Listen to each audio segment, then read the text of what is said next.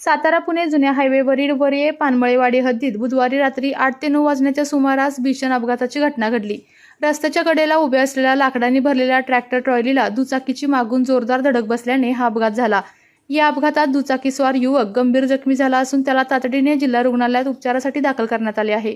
प्राथमिक माहितीनुसार घटनास्थळी उभ्या असलेल्या ट्रॉलीवर कोणतीही रिफ्लेक्टर किंवा इशारा दर्शवणारी चिन्हे नव्हती। त्यामुळे अंधारात ट्रॉली न दिसल्याने हा अपघात घडल्याची शक्यता व्यक्त केली जात आहे। दरम्यान या परिसरात नेहमीच लाकडांनी भरलेल्या ट्रॉली उभ्या असतात। मात्र या ट्रॉलींवर रिफ्लेक्टर नसणे, नंबर प्लेट नसणे तसेच वाहतूक करताना लाकूड पूर्णपणे झाकून नेले जाणे यामुळे संशय निर्माण झालेला आहे। स्थानिक नागरिकांनी याबाबत अनेक गंभीर प्रश्न उपस्थित केले असून ही लाकडे नेमकी कुठून आणली जातात, कोणत्या जातीची आहेत, वृक्षतोडीचा अधिकृत परवाना आहे का आणि वाहतूक प्रामुख्याने रात्रीच का केली जाते या सर्व बाबींची चौकशी करण्याची मागणी होत आहे।